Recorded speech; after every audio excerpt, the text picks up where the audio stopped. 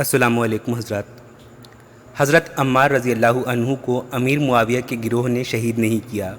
मेरी इस टॉपिक की वीडियो पर मेरे कुछ भाइयों ने सवाल पूछे हैं। उन्होंने एक तो मुस्नद अहमद की रिवायत दिखाई है जो इस तरह से लिखी हुई है जिससे महसूस होता है कि हज़रत अम्मार को अमीर मुआविया के गिरोह ने ही कत्ल किया है। भाई की बात बिल्कुल सही है कि सरसरी तौर पर पढ़ने पर रिवायत से यही महसूस होता है कि कातिलीन अम्मार अमीर मुआविया के गिरोह के थे, लेकिन जैसा कि मैं हमेशा कहता हूं कि इन रिवायात का मामला यही है कि इनमें लिखी हुई अक्सर बातों पर रावियों की सोच समझ हावी रहती है और इस वजह से अक्सर मौक़ों पर अल्फाज कुछ के कुछ हो जाते हैं। और सही बात समझने के लिए बेहतर है कि एक रिवायत में आए अजीब अल्फाज को हम दूसरी कई रिवायात और ख़ुद कुरान की रोशनी में समझें कि हमारे असलाफ़ ने, नबी ने, कुरान ने सहाबा को एक ऊंचा इज़्ज़तदार मकाम दिया है, तो वो सहाबा ऐसे तो नहीं हो सकते जो आपस में दुश्मनी रखें। सही बुखारी में ही ये हदीस भी लिखी है कि आप सल्लल्लाहु अलैहि वसल्लम ने फरमाया है कि जब दो मुसलमान तलवारें लेकर आपस में भिड़ जाएं तो कातिल और मकतूल दोनों दोज़खी हैं। तो बावजूद इसके कि आप सल्लल्लाहु अलैहि वसल्लम ने आपसी खूनरेज़ी करने पर कातिल मकतूल दोनों को काफिर और जहन्नुमी कहा था, सहाबा जिनके तज़किया नफ्स की गवाही कुरान देता है, उन पर आप सल्लल्लाहु अलैहि वसल्लम की खुली नाफरमानी करके आपस में कत्ल गारत करने का इतना घटिया इल्ज़ाम लोग किस तरह से लगा सकते हैं। और ये इल्ज़ाम सिर्फ एक फरीक पर नहीं बल्कि दोनों पर जाता है। सोचिए ज़रा कुछ। ज़रूरत इस बात की है कि हम इन रिवायात में सहाबा की आपसी दोस्ती के तासुर पर गौर करें, समझने की कोशिश करें। अब इस मतन में सहाबा के बारे में अच्छा तासुर हो सकता है। देखिए, इस हदीस में ये लिखा हुआ है कि अमीर मुआविया और अम्र बिन आस के सामने कातिलीन अम्मार आते हैं। हज़रत अम्र उन कातिलों को दोज़खी कहते हैं। तो अमीर मुआविया कहते हैं कि जब अम्र को मालूम था कि अम्मार को मारने वाला गिरोह जहन्नुमी होगा तो फिर अम्र मेरे साथ क्यों थे। और हज़रत अम्र इस पर कहते हैं कि मैं आपके साथ रहता तो था लेकिन लड़ाई में शामिल नहीं होता था। हदीस का उर्दू तर्जुमा स्क्रीन पर लिखा हुआ है, आप इसको पॉज करके एग्जैक्ट तर्जुमा पढ़ सकते हैं। उसका जो जुज़ है वो मैंने आपको बता दिया। तो आप खुद देखिए, इस रिवायत में लिखा है कि अम्र बिन आस उन कातिलों से बात कर रहे हैं, उन कातिलों को मारकर खुद को उन दोज़खियों से अलग नहीं कर रहे। जबकि फ़र्ज़ कीजिए अगर ये कातिल अमीर मुआविया की फ़ौज के हैं तो अम्र बिन आस रज़ी अल्लाह अन्हु न लड़कर भी जंग में साथ आने की वजह से अम्मार रज़ी अल्लाह अन्हु के ख़िलाफ़ गिरोह के ठहरेंगे। लेकिन अम्र बिन आस का इत्मीनान बताता है कि वो सिफ़ीन में यानी मैदान जंग में नहीं गए थे और जंग होने तक दमिश्क में रुके थे, क्योंकि वो फरमा रहे हैं कि मैं लड़ाई में शामिल नहीं होता। और अरबी रिवाज के मुताबिक मैदान जंग में लड़ाई के वक्त मौजूद रहना लड़ाई में शमूलियत का इजहार था।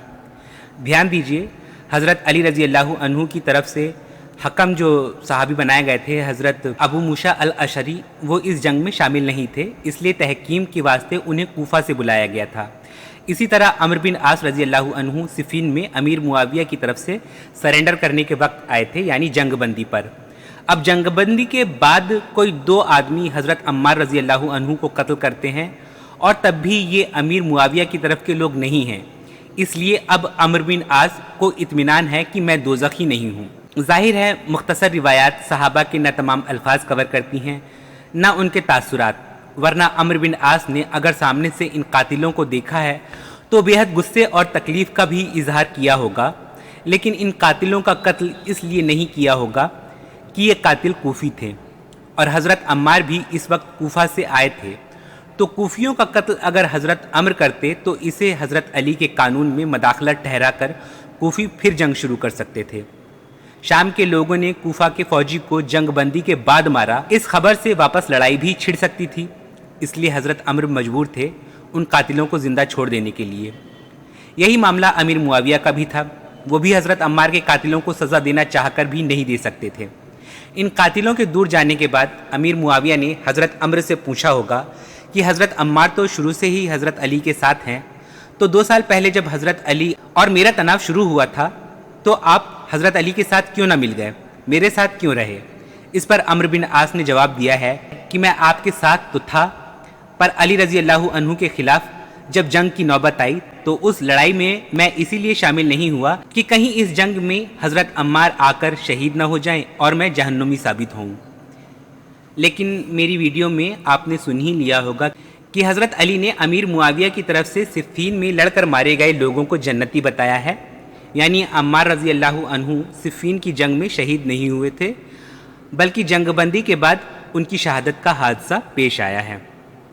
اچھا، ایک سوال یہ تھا کہ جب حضرت عمار رضی اللہ عنہ کا قتل ہو گیا اور اس قتل کی خبر لے کر حضرت عمرو بن عاص امیر معاویہ کے پاس پہنچتے ہیں تو امیر معاویہ نے بہت ہی لاتعلقی کا اظہار کیا کہ ان کا قتل ہو گیا تو کیا ہو گیا، آپ کیوں گھبرائے ہوئے ہیں، اور ہم نے تو ان کا قتل نہیں کیا، ان کا قتل تو حضرت علی اور ان کے ساتھیوں نے کیا ہے۔ تو امیر معاویہ اگر اس قتل میں مجرم نہیں تھے تو وہ اس قتل کا الزام حضرت علی پر کیوں ڈال رہے تھے؟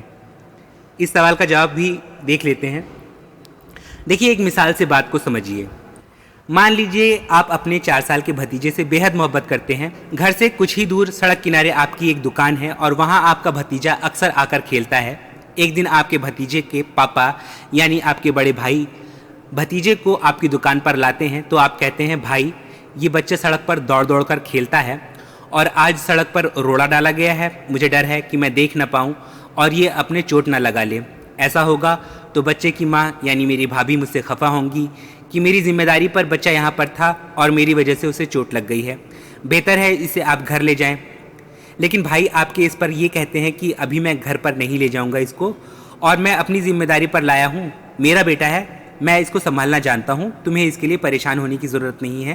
ظاہر سی بات ہے بھائی کے اس جواب کے بعد بھی آپ بچے کو چوٹ نہ لگے اس کے لیے فکر مند ہوں گے، پر جب بھائی نے یہ کہہ دیا ہے کہ بیٹا میرا ہے، تمہیں اس کے لیے پریشان ہونے کی ضرورت نہیں، تو آپ دل میں اب یہ بھی سوچیں گے کہ میں نے تو بھائی سے خطرہ بتا دیا، اب ان کا بچہ ہے، میں زبردستی اسے یہاں سے گھر تو بھیج نہیں سکتا، لیکن اب اسے چوٹ لگی تو میری ذمہ داری نہیں ہوگی۔ اور پھر اچانک یہ ہو کہ آپ اپنے کام میں بزی ہو جائیں اور بھائی کسی سے باتوں میں بزی ہو جائیں اور بچہ اپنے چوٹ لگا ہی لے، تو ایسے میں آپ کے منہ سے کیا نکلے گا کہ بھائی آخر آپ نے بچے کو چوٹ لگا ہی دی، آپ میری دکان کے سامنے روڑے پر اسے لائے ہی کیوں تھے؟ اس سچویشن میں یہی بات بولتے ہیں لوگ، یعنی آپ کو اپنے بھائی سے بھی محبت ہے اور بھتیجے سے بھی، لیکن بھائی سے خفگی اس بات کی ہے کہ ابھی آپ کے خطرہ بتانے کے باوجود بچے کو انہوں نے یہاں رکھا، اس لیے آپ کہہ رہے ہیں کہ بھائی نے اپنے ہی بچے کو چوٹ لگا دی، حالانکہ کوئی بھی باپ اپنے بچے کو چوٹ نہیں لگاتا۔ یہ بات آپ بھی جانتے ہیں کہ آپ کے بھائی ایسا نہیں چاہتے تھے، لیکن اس سچویشن کے ساتھ یہی بات بولتا ہے انسان۔ اور مان لیجئے اسی بیچ آپ کی بھابھی بھی آ جاتی ہیں، آپ روتے ہوئے بچے کو دیکھ کر اب بھی تڑپ رہے ہیں، لیکن اوپر سے لاتعلقی دکھاتے ہوئے اپنی بھابھی سے کہتے ہیں کہ میں نے پہلے ہی کہا تھا کہ منّے کو یہاں چوٹ کا خطرہ ہے، لیکن بھائی پھر بھی یہیں لے کر آ گئے منّے کو۔ آپ کے اس جملے کے پیچھے بچے کی چوٹ کا درد بھی ہے، بھائی سے ناراضگی بھی ہے، اور یہ سوچ بھی ہے کہ بچے کی ماں یعنی آپ کی بھابھی یہ سوچیں گی کہ دیور جی کے پاس منا آیا تھا، ان کی اندیکھی سے منّے کو چوٹ لگی ہے۔ یہ سوچ کر آپ اور زیادہ پریشان اور گھبرائے ہوئے ہیں، اور آپ کو بچے کی چوٹ کا کوئی ذمہ دار نہ سمجھے، اس لیے زور دے کر یہ بات کہہ رہے ہیں کہ آپ کے بھائی نے منا کو چوٹ لگا دی ہے۔ آپ کی گھبراہٹ دیکھ کر بھابھی آپ کو منا کی چوٹ کا ذمہ دار سمجھیں گی، یہ سوچ کر آپ اپنی گھبراہٹ کو بھی چھپائیں گے اور لاتعلقی بھی دکھائیں گے کہ ہمیں کیا، بھائی صاحب کا بیٹا ہے، ہمیں کیا فکر، اب یہ دیکھیں اپنے بیٹے کو۔ اس ڈائلاگ میں یہ بھی جتاؤ ہے کہ جب آپ نے بچے کو یہاں سے ہٹانے کو کہا تھا تو بھائی نے کہا تھا کہ میرا بیٹا ہے، میں دیکھ لوں گا۔ آپ نے تو بے فکری اور لاتعلقی کے جملے بولے ہیں، لیکن آپ کے بھائی سمجھ رہے ہوں گے کہ منا کی چوٹ کے دکھ اور گھبراہٹ میں اور بھائی سے ناراضگی میں آپ منا سے لاتعلقی دکھا رہے ہیں۔ اسی سچویشن کو اپنے سوال پر آپ لوگ اپلائی کر کے دیکھ سکتے ہیں کہ امیر معاویہ نے کیوں حضرت عمار کی شہادت پر لاپرواہی اور لاتعلقی کے کلمات بولے ہیں، اور کیوں حضرت علی رضی اللہ عنہ کو حضرت عمار کی شہادت کا ذمہ دار بتانے لگے ہیں۔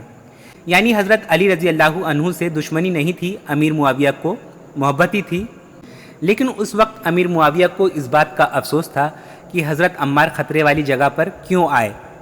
جیسا کہ ابھی آپ نے سنا کہ صحابہ صفین میں اپنی مرضی سے شامل ہوئے تھے یا نہیں شامل ہوئے تھے، حضرت عمار بھی اپنی ہی مرضی سے صفین میں آئے تھے، لیکن افسوس میں انسان اس قسم کی باتیں بول دیتا ہے، یعنی عمار رضی اللہ عنہ کو حضرت علی جنگ میں نہ آنے دیتے۔ خیر چلیے، اچھا سوال یہ بنتا ہے کہ جو لوگ صفین میں لڑ رہے تھے وہ تھے کون؟ کیونکہ آپ صلی اللہ علیہ وسلم نے تو صحابہ کو آپس میں لڑنے سے منع کیا تھا، تو صحابہ تو آپس میں لڑ کر جہنمی نہیں بن سکتے تھے۔ اصل میں جہاں تک مجھے سمجھ میں آیا ہے، सिफीन में जो लोग हमलावर थे वो बनु तमीम के नौ मुस्लिम थे, और हमले का जवाब जो लोग दे रहे थे वो शाम के यानी सीरिया के नौ मुस्लिम थे। इनमें कोई भी सहाबी नहीं था। पूरी सिचुएशन क्या रहेगी उसका हम सिर्फ अंदाज़ा लगा सकते हैं कि शायद ये शामियों और कूफियों के बीच वतनियत की लड़ाई थी, और सहाबा में से कुछ चंद सहाबा इनमें बीच बचाव की कोशिश करते हुए शहीद हुए थे। इन्हीं शहीदों को, दोनों तरफ के शहीदों को हज़रत अली रज़ी अल्लाह अन्हु ने जन्नती कहा, और जो लोग आपस में वतनियत की लड़ाई लड़ रहे थे और उसमें शहीद हुए उनको तो नहीं कहा जा सकता, क्योंकि वो लोग दोनों मुसलमान थे और दोनों एक दूसरे के खिलाफ लड़ रहे थे, और आप सल्लल्लाहु अलैहि वसल्लम के हुक्म के मुताबिक दोनों ही जहन्नुमी साबित हुए। लेकिन उनके बीच बचाव की कोशिश में जो सहाबा गए थे उनको ज़रूर जन्नती बताया जा सकता था हज़रत अली के द्वारा। अल्लाहु अलम।